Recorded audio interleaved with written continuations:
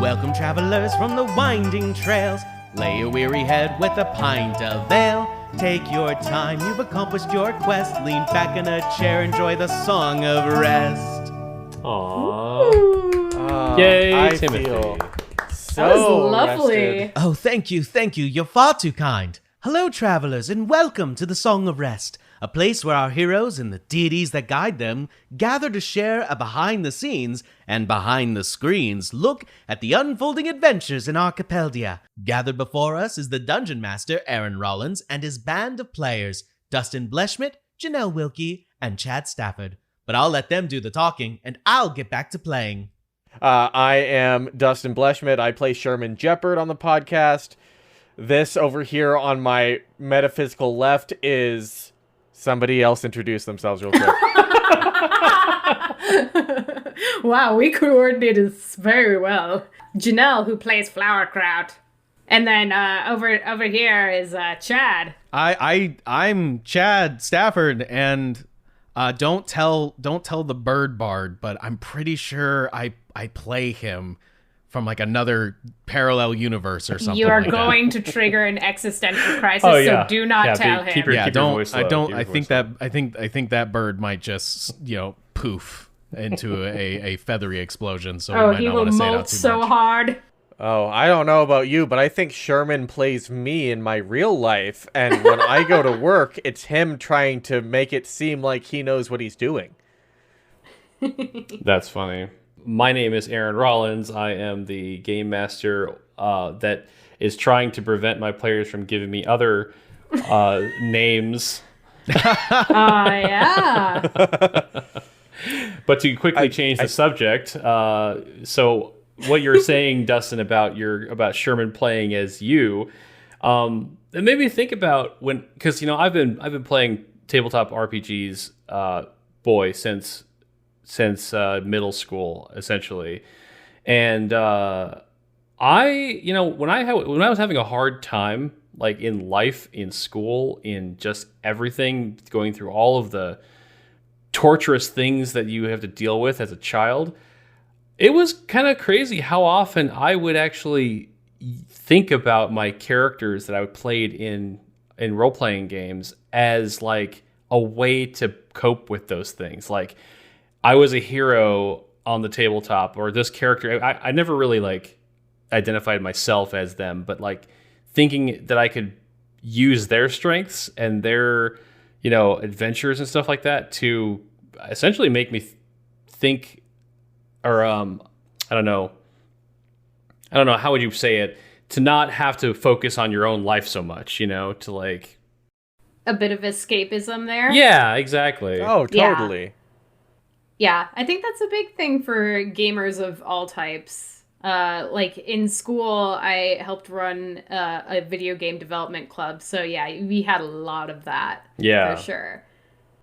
Yeah, and on that point, I think, like, everybody always says, like, no matter what you try, a part of yourself is going to end up in your character. But I also like to think that maybe a part of your character ends up part of yourself. Oh, yeah. I can't get over the story, or what was it, the story arc?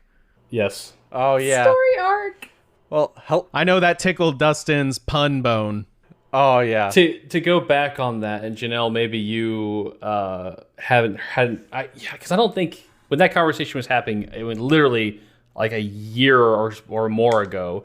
Oh. We were dancing around what we would call the tavern, and we had a lot of amazing names. Like, with Dustin, Chad, and I were just bouncing around on what we would call it, and I think one of the names that I personally liked was the Planner Hops. Oh, yeah. Oh, that's so cool. Love that. But yeah, this is literally the story arc, and it is the Tavern at Sea. So take that for what you will right now, and what's so cool. There's so much I want to say, but I don't feel like we should, just because it might, I mean, depending on where this narrative goes, I don't know exactly where you're taking it, but I know we were discussing how this place would intertwine with the story, because we were also thinking about doing some animations and stuff like that taking place in here, which is really cool. Yeah, Yes. because when Chad was originally designing like the back piece of the animations, he was like, "Oh, we'll just put him in a tavern. We'll do like the story and stuff like that." And then we all came up with the idea of the tavern that's in a ship, and so he redesigned the background to actually look Ooh. like that, which is fantastic. Oh yeah. Oh, that's great. So yeah. And is this kind of what you'll wind up designing like the room as? Like you have a room that you want to design as kind of like a tavern for this? Yes. Well, I mean, it Oh. may not look so much like a ship in there, but Sure. Still, though, I mean, we had the idea of using like monitors as some of the windows, and we could totally make an animation Oh. look like we're out at sea. it's true. It's true. It'd be Oh pretty man. And you know when you said that we were like in a tavern, we're open up to like a kind of like nice bright space, like our one of the guys that's doing music for us, Rory, he just tonight finished our tavern music, like a nice light version, so I could just picture it right in there. Yeah. And the Oh, yeah, synchronicities and it's so are so magical. strong. Yes, I wanted so bad when you showcased it for us tonight.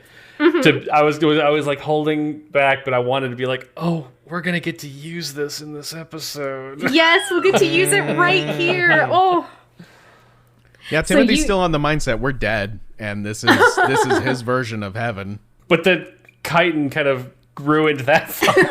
ruined that illusion. You know, every heaven's got a chitin, you know?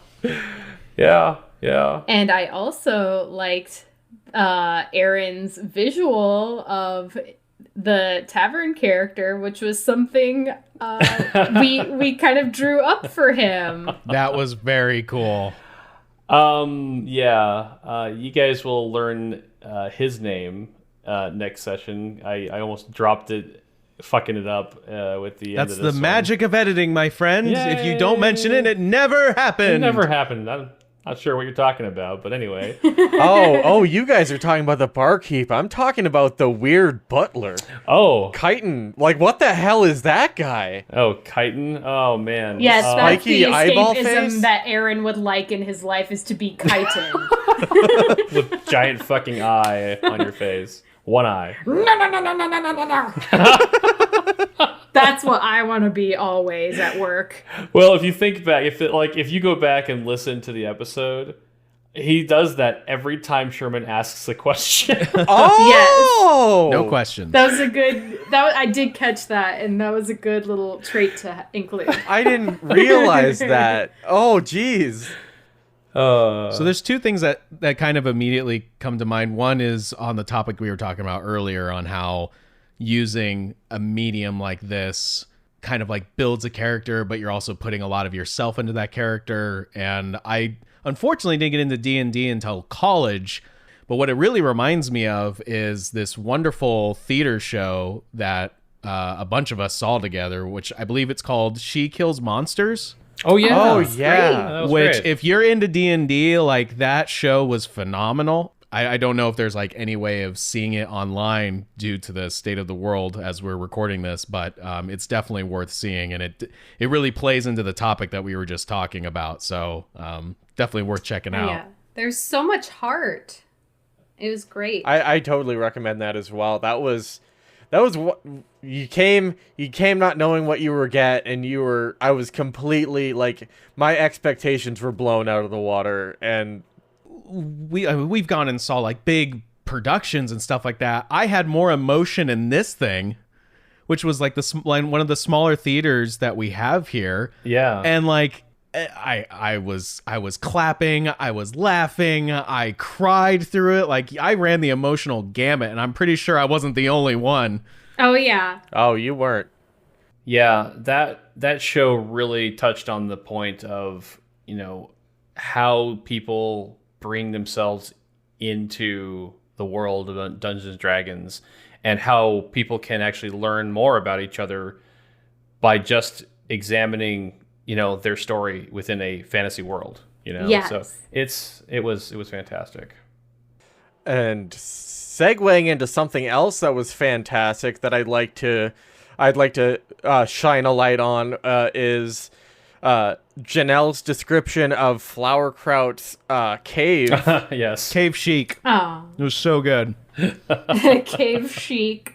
I was absolutely enthralled with the little mobile of bones and the seaweed curtains and everything. It was just a dream. And I thought it made me think of, like, what is it? They put core in front of everything now to make it like a cave theme. core. So cave core is now an aesthetic. Oh yeah.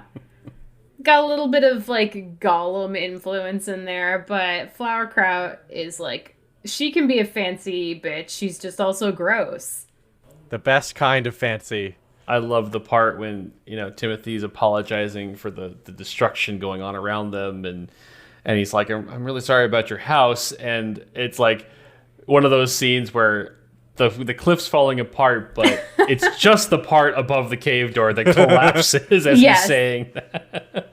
It's like, ooh. Oh no, that was Sherman that said that, and then I just threw in like the gag that, like, as Sherman saying You it, added the gag. more of the, because like you could totally picture that if it was like a cartoon. That's exactly what would happen. That is exactly what, like, I was thinking of Thor Ragnarok when they're looking upon, like, as they're leaving Asgard. Yes. Yeah, they're leaving Asgard, and the rock character is like, we can rebuild. The foundation is there. And then it falls apart. explodes. Foundation's still good. We can build once more. Oh no, it's gone. It's completely gone. Korg Yeah, is that's like exactly what happened. Korg is the dream D&D character. Right? Yeah. Oh man. Are you laying eggs? They look like eggs. Oh, it's not a circle. It's like a freaky circle. And I gotta say, Aaron, you are setting us up with some crazy epic foes to go up against here, and it is terrifying and exciting, like equal parts terrifying and exciting. I really like the idea of, like, as far as I'm kind of seeing it, is there's definitely a thematic element to each of these hags, and we've got this frackin' Yeah. thing happening, and that's terrifying in and of itself. But then you have this other, like, this Dark Knight character of some sort. It's Kylo Ren over here. Yes. And I'm like, ooh, oh, are you gonna be Sherman's nemesis? Is that how this is gonna go down? Like, Sir Lunox. and I am start thinking. Oh man, there's just so much. Yeah, I was a little bit afraid that there may have been too much going on, because, like, even Sherman says this is all happening too fast. Well, it was definitely one of those cutscene moments. Yeah. Yes, it was. What we were involved in was far bigger than us. In our current state, there was just nothing we could have done about it. Oh, yeah. But having that moment where they're like, oh, there's this other person standing near you. What do you do? What do we do? We can't. Like, yeah, you did a very good job of making Flowerkraut feel powerless in a way. I don't mean that in a rude way. Like, she's just like, fuck, everything is crumbling around me. Yeah, like, and all I can do is watch, like, in awe. right. I mean, this has been Flowerkraut's life for ages, and here it is all falling apart. But at the same time, you've met these two, characters on the beach, and it's just like one night, everything changed. Just like your patron said to you, destiny is gonna twist this very night. Oh, and I don't know if it hit, like, this hits different thing that has been going around. Like, I don't know if it hit everybody differently when they were talking about Sir Linux and the hag were talking, but when they were talking about how everything was going according to the plan, and they talked about the fireball being sent from the merchant ship onto the PAL ship, I was like, holy crap. And I was like, is Timothy having like a similar realization as like Sherman is. That we got duped. Yeah, like Yeah, we got set up.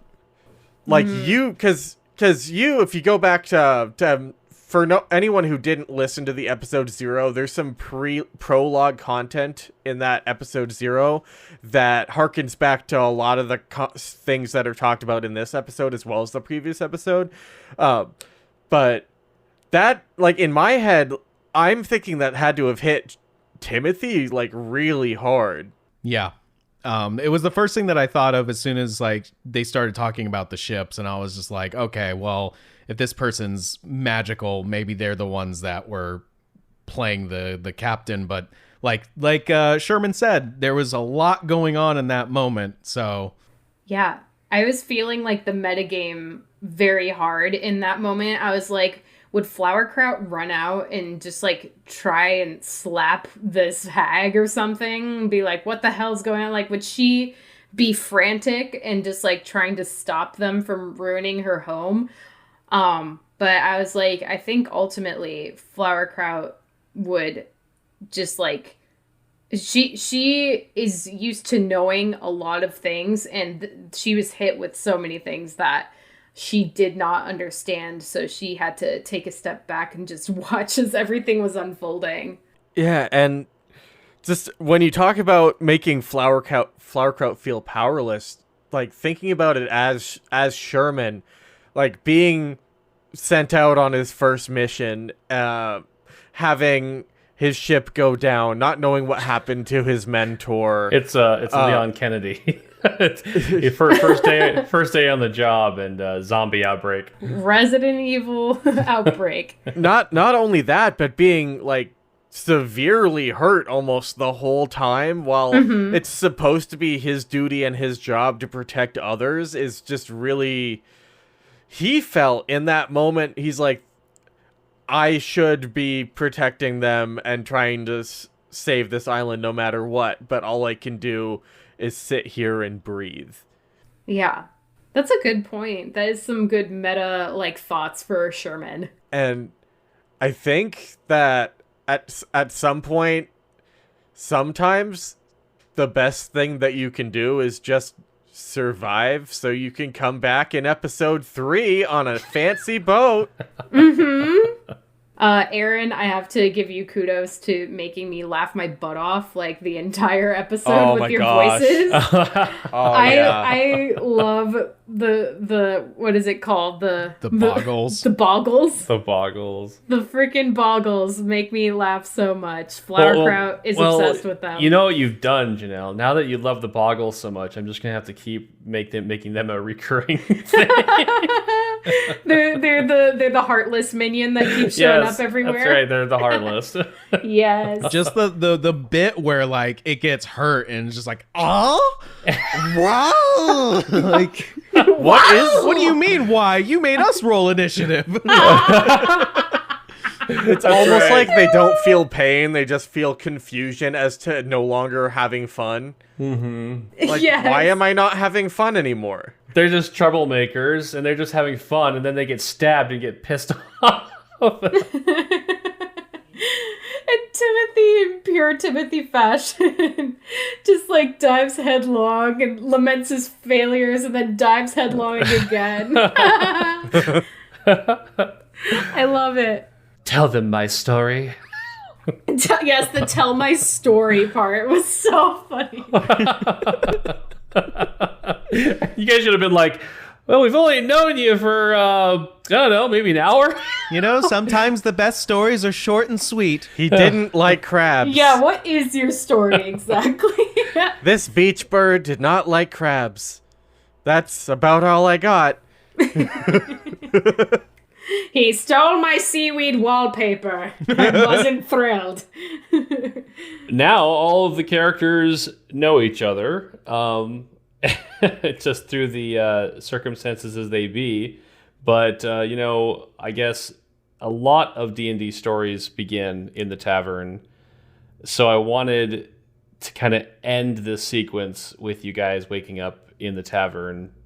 But having been through this, it kind of like leaves a little bit of a different feeling, rather than... Oh my God, if you would have stopped the episode when you said everything went black, I would have been having issues until the next recording session. You'd be like, what? Like, it would not have been okay. Oh, man. I would have been messaging you and be like, yo, low key, you don't have to tell me, but what the fuck? Yeah. I was like, oh my God, this is going to result in a TKP, right? TPK? Yeah, TPK, a total party kill. Which is what I thought was going to happen if they found us, or if any of us had fallen twice. Yeah. Oh yeah, the cliff. Good the Lord. cliff was your real enemy. This greatest enemy we faced. I should have just thrown down a rope when I got to the top. I didn't even think about, like, I don't think about the things that I have in my, in my non-essential equipment. And here's the problem, okay, is I bought these dice specifically christened as Sherman Jeopard dice, and they fucked me all night. Like, what the hell, You gotta man? show them who's boss, Dustin. Yeah, you rolled 2 1s, didn't you? You told 2 1s and then a 20. I rolled 2 1s in a row. Ugh. That's why Flowerkraut hates me. I rolled a 1 on retaining friendship. And then you crit yeet her up the mountain. I was like, and I landed perfectly on my feet. That felt like an Ace Ventura moment. Yeah. I was like, at least if I die, you're alive.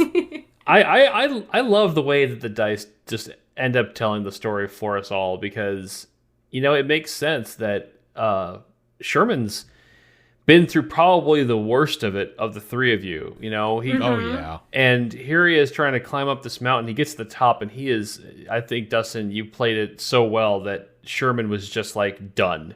He was just like, I don't know what you guys want to do up here, but I just want to lay down, kind of thing. Yeah. It was like definitely like a ouch. I'm pretty sure several ribs are broken. I have at that point probably had a hairline fracture in my clavicle or something, like that kind of a fall. When you said that I fell and I took 11 damage, that was literally the amount that I had healed up at the beginning of the episode. Oh, jeez. So I was like, and we're back to 5. Oh. Yeah, nothing feels worse than being like a primary spellcaster when you're just out of everything and you're just like, what can I do to help the situation? Like, but now you know that you have cantrips that can do damage. Yes. So we're going to get a lot of smack talk from Timothy in the future, I can tell. Oh, yes. Explain your cantrip you have. Oh, my goodness. Well, I'm going to say that, Sherman like ignited this spark of, I can use my words as weapons. Yeah, right. He's been so like, I don't want to hurt people's feelings, but those freaking boggles, man, those lit the fire. Mm-hmm. Literally. They did. did. Talked back to it. That was so great. As soon as a fireball came whizzing at my face, Timothy's ready to throw down now. Vicious Mockery, it does a little bit less than what your daggers would do but you get that added effect of... Yeah, I actually did not know that about Vicious Mockery. I didn't know that it provides disadvantage on the next attack roll. I love that. That's very cool. Vicious Mockery hurts just slightly less than a dagger.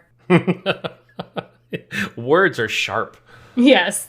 You cut deep, Timothy. Also, hey, you know what? I mean, from a D&D meta standpoint, Vicious Mockery does psychic damage. So there's a lot of great situations where something's resistant to, weapons, or fire damage, or whatever you guys are flinging them, or force damage.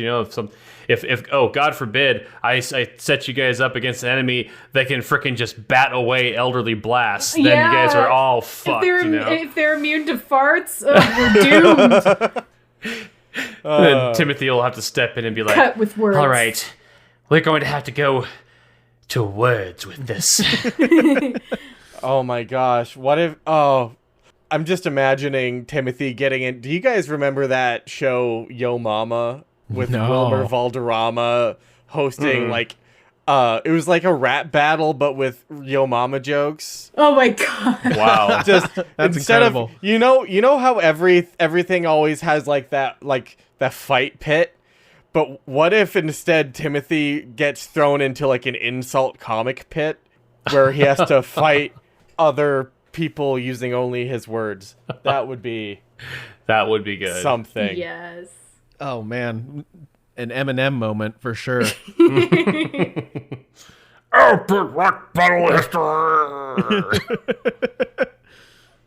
Well, I'm glad you guys enjoyed that session, and we'll have to see what happens on the story arc Yes. the next time we get together. So chock full of lore, but no questions allowed. So rude, Aaron. Yeah, very rude. There's a bird back there in the corner. Hey, Timothy, you wanna get over here and wrap this up for us? Oh yes, absolutely. Good thing that I am going to pre-record this outro and come up with something far more catchy than what I've got right now. The magic of editing. Thank you so much for listening to our Song of Rest. If you like the adventures your ears just wit on, feel free to listen in on our other adventures from any plane of existence or seeing stone you get your podcasts. Until we meet again, safe journeys, travelers.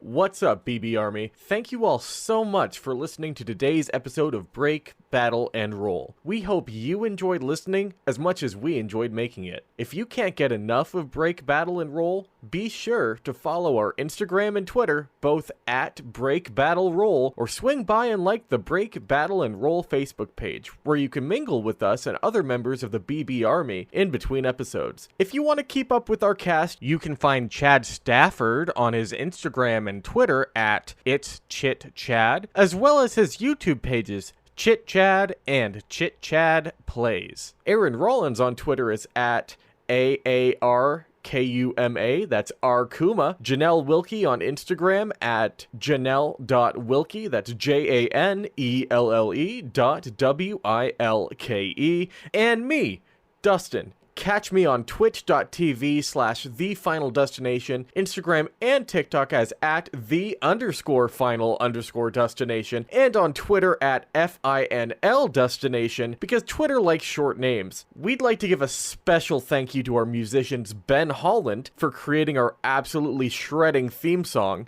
You can find Ben on SoundCloud, and Rory O'Neill for his phenomenal background compositions. You can find Rory as at Trench Roar Fair on Twitter. Gotta love that pun. We'd also like to give a shout out to what we would call our sister podcast, the Roaring D20s podcast. Follow them on Instagram and Twitter at RD20s podcast. That's RD, the number 2, the number 0, S podcast. Lastly, if you want to support the show, the best way you can help us right now is to spread the word. Do you have a friend who likes D&D or is way into podcasts? Send them our way. On top of that, the great Googly Moogly has told us that ratings and reviews on Apple Podcasts will help share our adventures with more listeners. Again, thank you all so much for listening. Now, where was that delicious fish smell coming from? Uh-oh.